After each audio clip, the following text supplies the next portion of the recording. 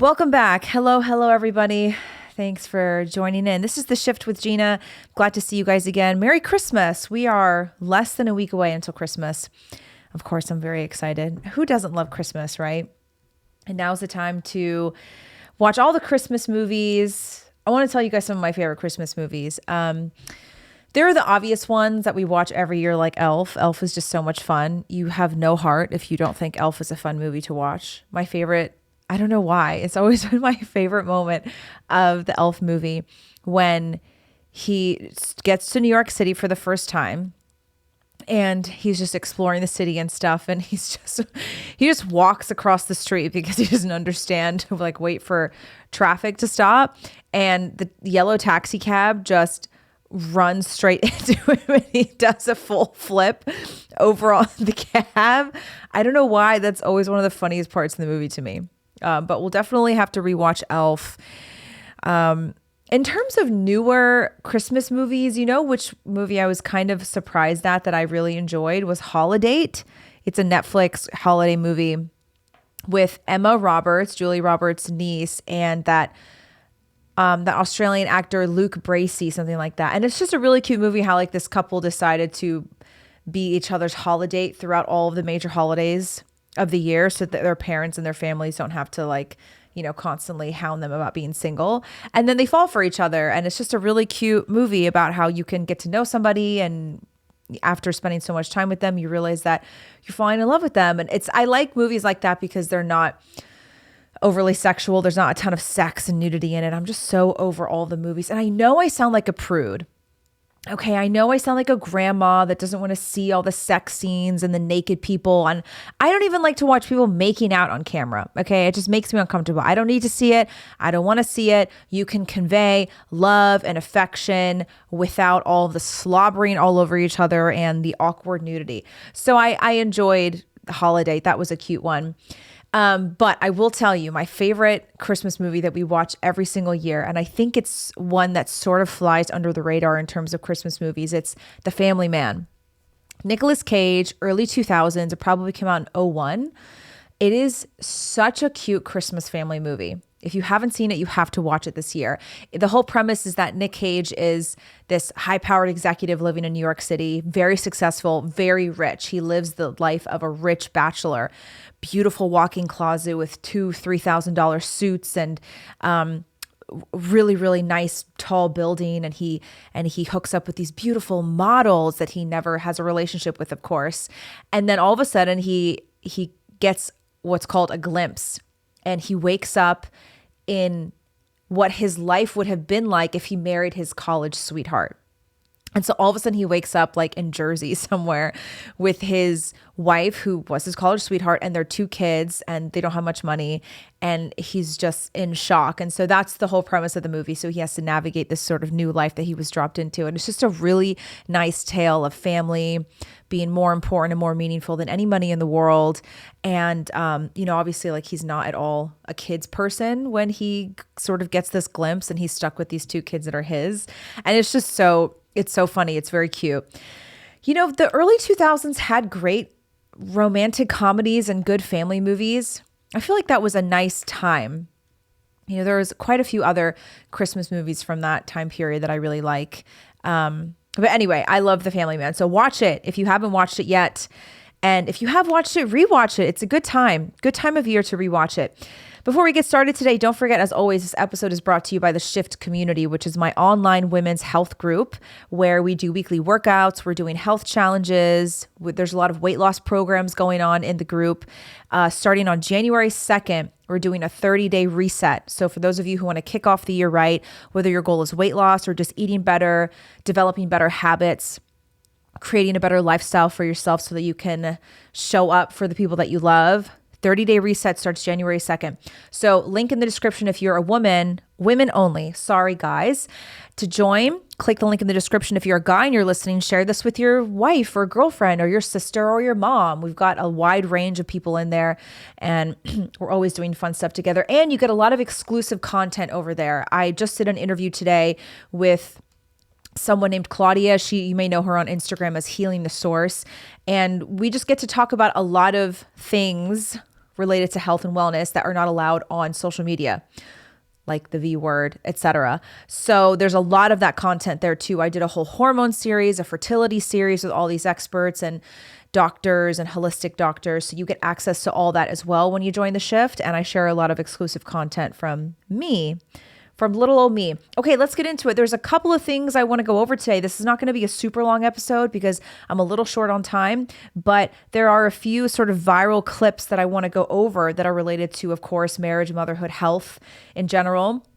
The first thing I want to talk about is this clip of Charlie Kirk. So TPUSA is a huge conservative nonprofit organization that is really good at raising like millions and millions of dollars. There's been a lot of criticism of TPUSA that has been a little bit too open to the big tent philosophy.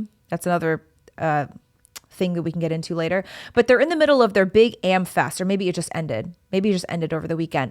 AmFest, America Fest. They have it every year in December. And here is a clip of Charlie Kirk, who is the founder and CEO of TPUSA, who is giving advice to young people about marriage and parenthood. So this is what he says on stage in one of his speeches. Let's go over it. Now, a couple of the things that I want to make sure I mention. If you're a young person here and you say, boy, what do I want to do for my life? Honestly, you should get married as young as possible and have as many kids as possible. Period. Reject the siren song of modernity. Now, some parents are probably, I don't like that. They should basically, they should go get a job first. You're wrong. I'm sorry. Honestly. We are on the verge of a population collapse in this country. Every day, I receive emails from young women filled with regret in their late 30s. And they say, Charlie, I'm sobbing as I write this email because what you talk about on the show is exactly right. I have a couple college degrees. I have a great job and almost no debt. But I was told, to forego having a family. But now I'm looking around and I have a lot of cats and no kids. Honestly, where did we go wrong where we think that your bank account balance means more than passing down to the next generation? Where did we go wrong, everybody? So, I hope you meet your future soulmate. As I met Erica, the best decision I ever made in my life and the greatest blessing. And I hope you get married and have lots and lots of kids. Charlie shared it himself and put one of his quotes. You should get married as young as possible and have as many kids as possible, period. Reject the siren song of modernity. A lot of people have shared this. Many people have criticized it. You're even seeing some criticism from people on the right, mostly peaceful Latinas. Her name is Linda. She responded and said, have more children than you can afford. She also screenshotted one of Charlie's tweets, which was a quote from Benny Johnson, another conservative content creator. And at AmFest, Benny Johnson said, young men, if you want to be an immovable mountain, if you want to be a strong alpha, I beg you, find a woman, get married, have more children than you can afford. And mostly peaceful Latinas responded and said, have more children than you can afford is a third world mentality. Also preached by two rich conservative men who are completely disconnected from reality. Conservatism is downward mobility. No thanks. And then, of course, you have someone like Pearl, good old Pearl.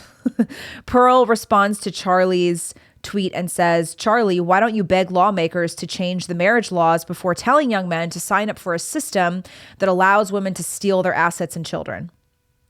Okay, so there's a lot to unpack here. So first, let's just go back to what Charlie was saying. Get married as young as possible and have as many kids as possible, period. Okay, before I say anything, I want to preface this by saying you guys all know, if you have followed me for 5 minutes on social media or listened to my show before, you know that I think many more women and men, but particularly women, more should focus on making a family one day than being exclusively obsessed with their career. You know, I talk about that all the time. I think that the fact that we're below birth replacement rate is extremely concerning. We're at a population decline. This is not going to bode well for our future at all. Not at all. For many, many different reasons. So I do think that more people should be focusing on getting married and having children. However, I do think that there is something seriously missing with this message that is now being promoted by mainstream conservatives. So I want to give this, I want to be charitable and say yes and to this message. I don't want to like outright reject it. I don't want to say it's wrong to give this advice outright. What I want to say is that this advice in and of itself is significantly lacking. I don't think that this is the only advice that we should be giving people in terms of marriage and children. Even how, Benny Johnson says, if you want to be a strong alpha, find a woman and get married. I even think that advice is a little bit lacking, but I don't want to speak so much to the men's aspect. I want to speak more to marriage and children aspect, especially for women, because Charlie talked about getting many emails and letters of regret from women who are in their late 30s and now they don't have kids and they're alone and they have a lot of cats and they regret not prioritizing family. And I get messages from women like that too. I think it's absolutely heartbreaking. However, do I think the answer to that is they should have gotten married when they were 20 years old and popped out 10 babies? I don't know. I don't think that's the blanket answer to everything. I think that sometimes the mainstream conservatives, I think Con Inc. sometimes gets it a little bit wrong because they are so concerned with pushing the nuclear family, pronatalist message, which is okay. It's good to be pro-family. We want people to have more babies, but just telling people to get married as young as possible and have as many babies as possible is not really the solution. I think it's much more important, and I said this a few episodes ago, it's much more important to teach people how to make the right decision, how to choose the right husband or wife for life. That is far more important because if you look at like birth rates, a lot of low-income communities have really, really high birth rates, very high. And it's almost like horseshoe theory. You see a lot of extremely rich people having like 8 to 10 kids, and you see a lot of really extremely poor people having 8 to 10 kids. A good example of the extremely rich category is Ballerina Farm, for example, which they go viral every other month because people realize, oh my gosh, they're rich. I had no idea. I don't know how you could not believe that they are. Ballerina Farm, for those of you who don't know, her name is Hannah Neeleman. She is a Mormon wife and mother with her 8th child on the way. She went to Juilliard for ballet. Beautiful, tall ballerina, blonde. She also won Mrs. Utah after she became a mother. So beauty pageant winner. She and her husband moved to Utah from New York City when they had a couple of kids, and they bought this huge, sprawling piece of pristine land in Utah, farmland, and now they milk cows, and her husband is a cattle rancher, and they sell meat online, and it's, they're huge on Instagram and TikTok and whatever, and I don't mind seeing that. I think what they do online is great. I think that Hannah, she doesn't preach conservative family values to anybody. She just has kids, milks cows, makes a lot of sourdough and shows clips of it online. I think it's really cute and I don't mind that. I don't really like, showing children a lot online, but at least Hannah is not somebody who like makes content out of her children's personalities and education. You know what I mean? But anyway, people found out that they're super rich. Her husband is the heir to JetBlue. Her husband is worth like $500 million. And people are really mad because they're like, oh, they're cosplaying as if they're farmers. I'm like, they're not cosplaying. They bought a piece of land. They're protecting it. They're working every day on it. She's up at the crack of dawn milking cows, and the kids are out in the fields with her. Like, yeah, sure. I'm sure they have help. I'm sure they have nannies and babysitters and tutors and whatever, but they're still doing the work. So I'm not mad about it. Fine. Let them be. Let her be happy. Let her be rich and happy. She married well. She has lots of kids. They seem happy from what I can see. Good for them. But it's this horseshoe theory, right? Rich people can afford to have 8 to 10 kids plus more because they have a whole team of help. And then you look at the other end of the spectrum. You see a lot of low income families have just so many kids, and in some cases, many cases, too many kids that they can handle. And with a lot of these families, the father is absent because the mother starts having kids at such a young age. And even if they do get married, the husband just leaves because they're not ready for marriage, because they get married when they're like 19 or 20 and they're just popping out babies. So it's really the middle class that is not having many kids. And it's the middle class that's struggling to have more kids. And it's the middle class of men who get who take the negative brunt of marriage. If they don't choose well in terms of who they marry, and if they get married too young, and if they don't put enough thought into who they marry, men are at a disadvantage in the system. I don't think we can really talk about marriage and family unless we are honest about that. I'm not saying that men should not get married. I don't go down the route of the manosphere and red pill community that think that men should not get married because it's too much of a risk. I don't believe that. Everything in life is a risk, but there's a way to take a calculated risk if you choose well, if you are active in a religious community. Find an Orthodox church. The rates of divorce in Orthodox communities are extremely, extremely, extremely low. So if you make the right decisions and if you put yourself in a winning position, it's really not that much of a risk. But you have to talk about the state of the system. If we're really going to talk about encouraging people to get married and having children, we have to talk about the state of the system. And we also have to talk about the fact that American Western culture, it really does not support marriage and motherhood and having many children the same way that most cultures do around the world. I'm sorry, it doesn't. And I've talked about this many times before, and I think it's severely lacking for the mainstream conservative message to be get married as young as possible. I don't think that should be everybody's goal. I think your very first goal in life should be your spiritual health. To know God, to grow closer to God, to find Christ. That should be your very first goal so that you can live a moral life, so that you can turn your suffering into sanctification. That should be your very first goal, is your spiritual health and your relationship with God. That's the first thing that you should be doing. And in most cases, God calls us to marriage. And so for mothers especially, like this is our ministry. To be mothers, to put motherhood and our children in as the biggest priority above all else. I was just given a book by a friend of mine for Christmas. She's my daughter's god sister's mom, right? So our daughters have the same godmother. We did like a little cookie decorating party together last week, and we see each other all the time at church. And she gave me a book called The Ascetic Lives of Motherhood. And so in the Orthodox faith, there is a belief that motherhood is ascetic. It's an ascetic lifestyle, and that's how we should approach it.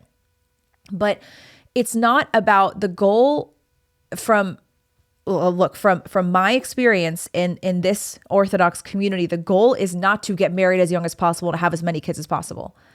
The goal is to walk in the way of Christ. And in many cases, that's going to call you to marriage and the service of parenthood and motherhood, yes. But I don't think that it's helpful to just tell kids to get married as soon as they possibly can. I don't think that kids should be getting married right out of high school, especially in this country where people are so immature in their early 20s. I'm sorry, but we do not have a system and a culture that raises kids to be strong, independent, healthy individuals by the time they're 20 to 25. If we're going to be realistic about the state of our culture, kids are kids until they're like 30.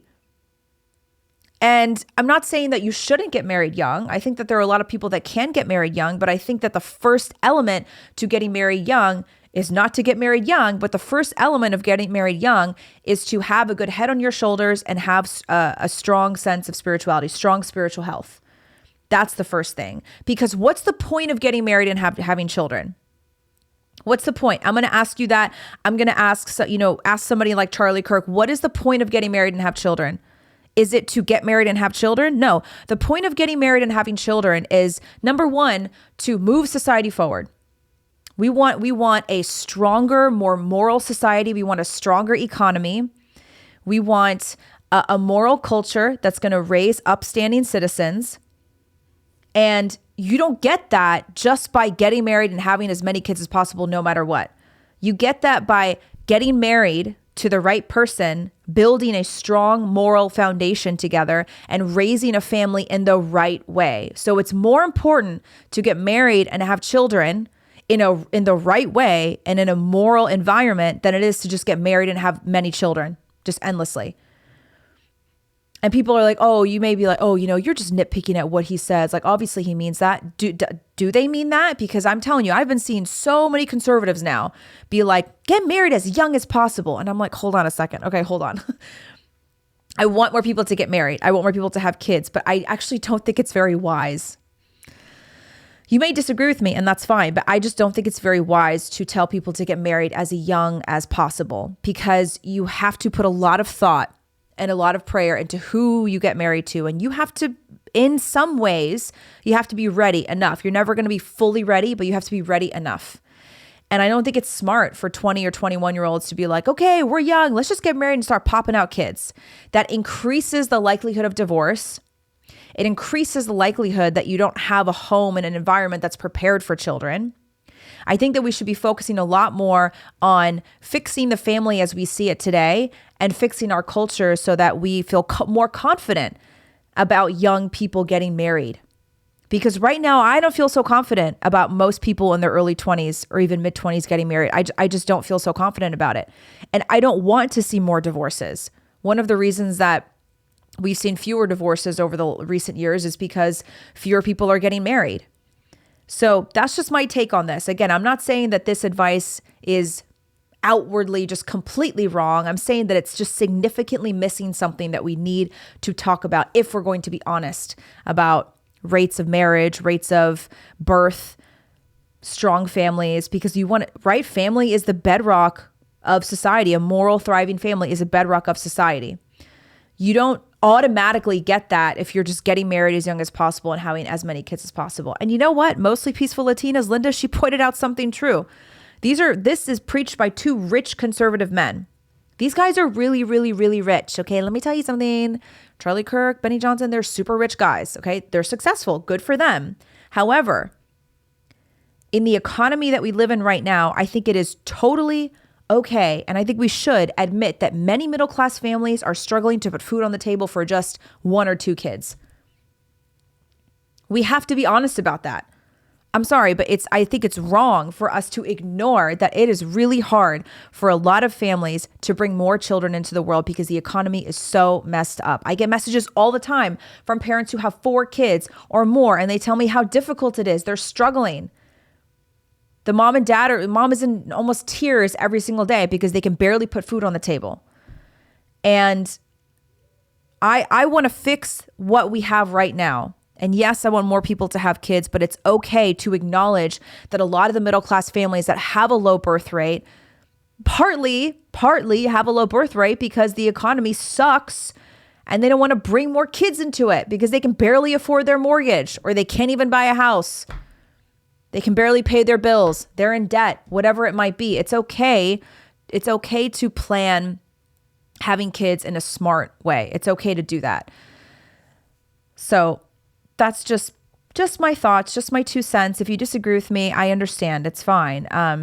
Again, just to reiterate, this is all coming from a place of wanting people to have more kids, but I want people to have more kids the right way because that is going to be the way we're going to change culture. We're going to move society forward and things are going to get better if we have kids the right way, not just have kids. Because if you look at like a lot of, look at the African countries that are super poor, they have tons of kids. Look at India, they got tons of kids. You think that in and of itself is going to make things better? No, that's not what just makes things better. And you look at, again, a lot of these low income communities, they got a ton of kids. You think that's just going to make things better? We need to be more conscious about giving this advice. Okay, there's another viral clip. We're running out of time, but we're going to get through it. There's a viral clip of this girl who is, she's an obese go-go dancer. And let's talk about what this fat phobia claim is, okay? Just listen to this and we'll talk about it. I apologize for showing this to you. For those of you who are watching, it's not going to be a very pleasant thing to see, but let's listen to it / watch it. I'm going to be really honest. There's a lot of really fat phobic people out there, even in the queer community. I was a go-go dancer at a pride party, and the amount of money that I made versus the amount of money that the thin people made was not the same.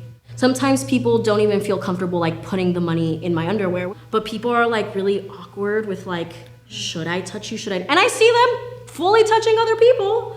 So those are little reminders that people still have a lot of work to do around. Fat phobia. Fat phobia is the reason that people don't want to touch you. First of all, I want to point this out. Did you notice that she has a little bit of a beard? She has stubble. She has beard. I'm not saying this to be unkind. I'm saying this because that is a very common sign of PCOS. And PCOS is often linked to obesity and insulin resistance. PCOS is almost always related to insulin resistance. You can obviously be insulin resistant if you're not obese, but many times if you're obese, you have insulin resistance. So PCOS and obesity are very closely related. And it looks to me like she is so unhealthy that she has PCOS, because one of the symptoms of PCOS is you get hair growing in places that usually men only have hair growing out of.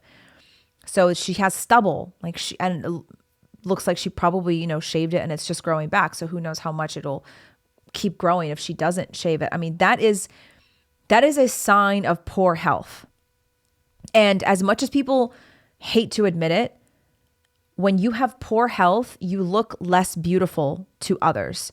And that is because biologically, the way that we were created, health and beauty go hand in hand. I'm not talking about the kind of beauty that's like Kim Kardashian and, Bella Hadid, the kind of beauty that is created in a lab through plastic surgery. I'm talking about true beauty, because true beauty is inseparable from what is good and what is true. That's what real beauty is. And real beauty is connected with health. And you don't even need the research, but there is plenty of research.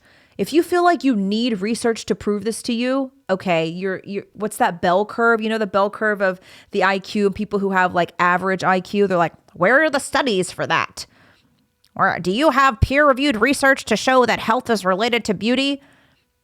It's dumb. Like, you have an average room temperature IQ. If you think you need a study to prove that. And then the bell curve people on the high end who have the higher end of the bell curve, they're like, the meme is like, I use my God-given intuition to understand that this is true. And it's always been true. And it has always been true that healthy women and healthy men are better looking. And of course, there's plenty of research and studies to prove this. A woman who has good cardiovascular health, a woman who has good gut health, a woman whose hormones are balanced, she appears to be more beautiful to men. She smells better to men. Her skin is prettier. Her skin is glowing. Her hair is luscious and thick. Her nails are strong. She's just more attractive. Her eyes are bright. She's prettier. A man who has a healthy level of testosterone, he's strong, he's built, he's handsome, he has a good jawline. Usually he's got, good hair. These are all the beauty that you see. It's not the cause of someone's health. It's a reflection of someone's health. So someone like this says it's fat phobia because people don't find her attractive and because people aren't putting money in her underwear as a fat go-go dancer.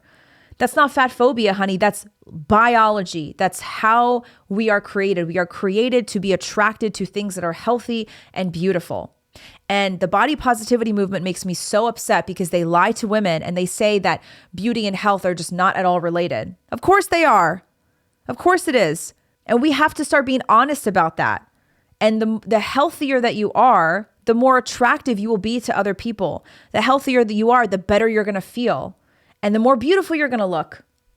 And yeah, I'm sure that there are some outliers. You can tell me outliers of women who look beautiful, but they're really unhealthy inside. Yeah. And it's getting a little bit harder to tell now because things like plastic surgery and cosmetic procedures, you can make yourself look very beautiful while you're like dying on the inside. But I'm not talking about those cases. I'm talking about people who function naturally in the world. And so you see this girl and she's like, I mean, my goodness, she looks horrible. And when the camera pans out, she's obese. Look at that. That's not healthy. And let me tell you something about the fat around her midsection. Again, this is not like being unkind and adhering to unfair beauty standards. When you have a large midsection, that's called visceral fat. That fat is also developing around your organs. That is the most unhealthy, most dangerous kind of fat you can have in your body. And when you see women who have this shape, it is a very strong reflection of poor health. And of course, people aren't going to be attracted to that. And we have to be honest about that because it's not fair to women. It's wrong to women to pretend like beauty and health are not related. Of course they are. And I'm done pretending that they're not. It's not good for women to lie like this. I think that's all we have time for today. There was one more video I wanted to talk about, a woman who she's sharing her motherhood regret. And she did a whole 3-minute video about how she regrets motherhood every day. And we'll get into it next time because it's a really, really just tragic story that I'm not that makes me mad. It makes me sad because imagine when her daughter gets older and her daughter gets online and sees that her mom made a whole video about how she never loved her and how she regrets having her. Like, yeah, that's how you end up with, I'm not even gonna say it because I'm gonna get banned if I say it. Thanks for listening, guys. I think I should be back before Christmas. We'll do one more episode before Christmas. We'll talk about a couple other things. If you guys have any questions or topics you want to hear about, let me know. Thanks for tuning in. Don't forget to join the Shift, link in the description. Hope you guys are having a really, really nice week before Christmas, and see you next time. Bye.